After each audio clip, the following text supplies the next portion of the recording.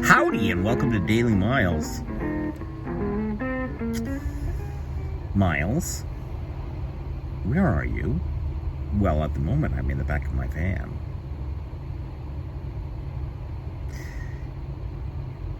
That's probably not what you want to know. You probably want to know where geographically I am. Well, kiddies, let me show you.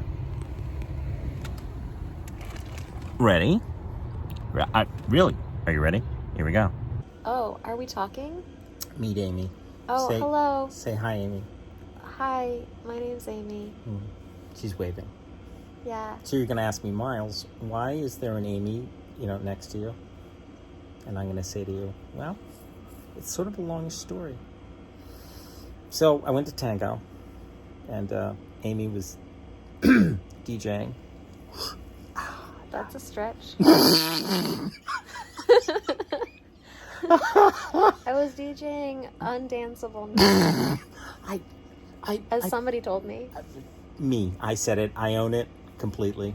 Mm-hmm. And vile was another great word. I was characterizing the genre of music, not the musical choices, so that we're clear. Right. Are we clear? I feel very clear. Got it. Alrighty okay. then, so that we're Crystal clear. clear. Yeah, very clear. Mm-hmm. Okay, so then we started talking about tango music, and then we had some food, and now we're here. So that's how I met Amy. So there you go. That's the long and short of it. All right, that's very short. There we go. I have a tiny little dilemma. It's small, insignificant in the grand scheme of things. There are bigger fish to fry, as they say. So let me explain to the best of my ability. All right. So when I originally designed and built this when Larry and I, more Larry than I, when we designed and built this, the original intent was for us to come back at some later point in time and to do a version 2 of this. And it's been 2 years. So it's showing its age. There are things that I would like to do again, only this time much better. And if I'm going to be in the van, much longer, then I'm thinking it's time.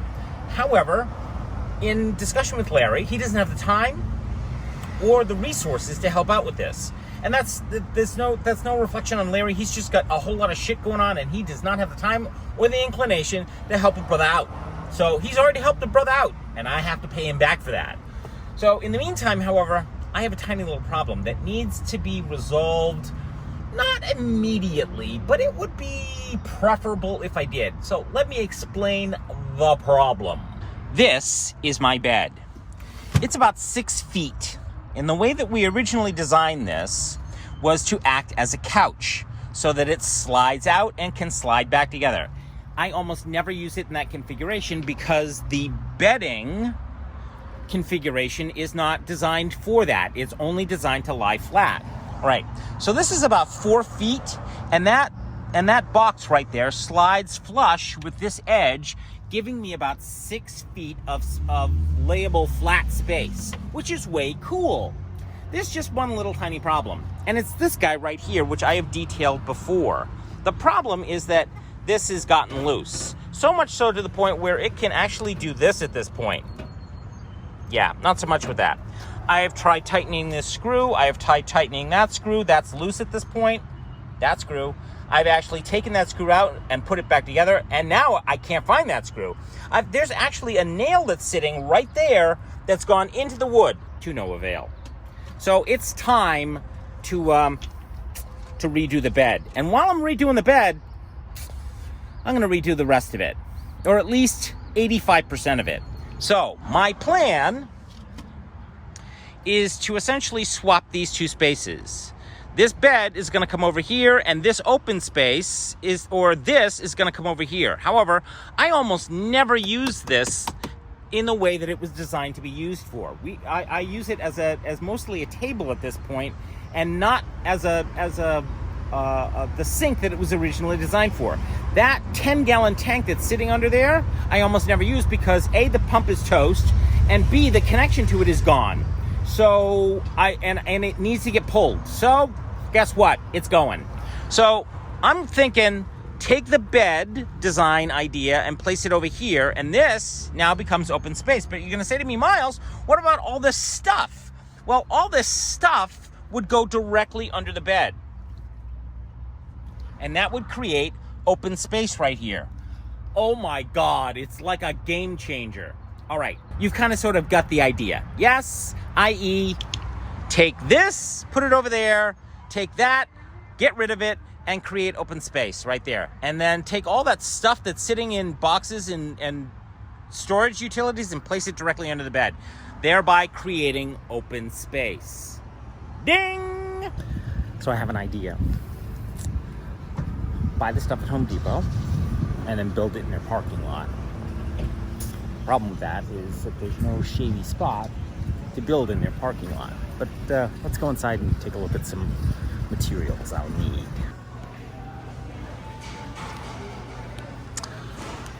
Gonna need an 8x4 sheet, about 2 of them. Well, really just one. So that's gonna be about $26. Right there. And we're gonna need a few 2x4s. These guys, that's gonna be $7.24. The way that I've got this designed, the new bed, is it's 4 6-foot planks. So that's, if these are 12-foot lengths, right there. These are 12-foot lengths. Then I'm gonna need two 12-foot lengths. That'll give me 24 feet. Okay. Then I'm gonna need a third one to add the supports. 2 foot, 2.5 feet, 2.5 feet, 2.5 feet. We'll need 6 of them. So 4 of these. That's good. So Home Depot will do the cuts for me. So that's 25 cents a cut. The first 20 cuts are, well, the first couple are free, but after that it's 25 cents a cut. So that's going to be about, it's a little bit more than 20 cuts. So I'm going to have to schedule time with them. All right. I think this is a good toolkit right here. That's a drill, impact driver, saw, and light, which I don't need. I really just need all 3 of those.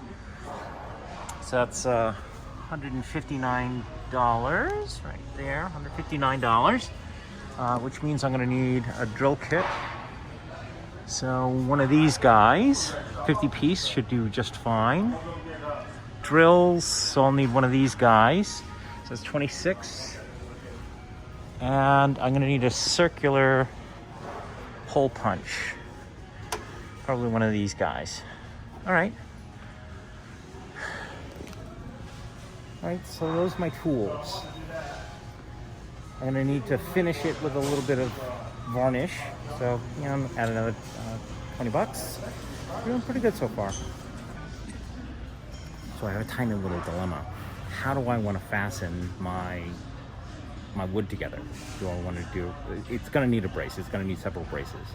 So the question is, how do I want those braces to, you know, do I want to use wood bracing? Do I want to use metal bracings? And how do I want to fasten it to the floor? So I'm having to think it out.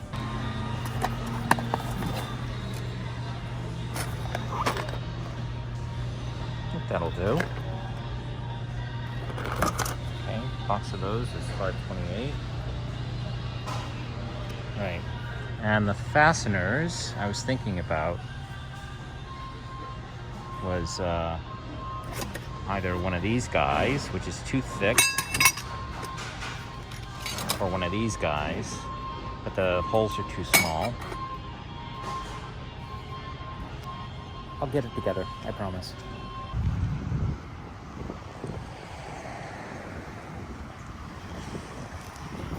All right, so Home Depot will allow me to park in their parking lot and do the build out here. The problem is that while it may look like it's, pleasant and not, 9 million degrees out here, it's still 9 million degrees out here. And up until about, 10 minutes ago, that was not here. So they'll allow me to do the build out here. The problem is when it's 9 million degrees out here, and I need some shade, and I need some place to put the contents of my van. So I have an idea. Hold on a second. I gotta tell you, public libraries in sweltering heat is where it's at, baby. And that one right there is Aces. Oh my God, and they're open till 8 o'clock, which means no more sweltering in my van all day long for no good goddamn reason. Decisions. What am I going to do? So here's my quandary, and the whole reason why this video exists. Do I do the build out here in Knoxville? Or do I wait to find someplace else that has the space that I need, and a Home Depot where the prices are, reasonably cheap?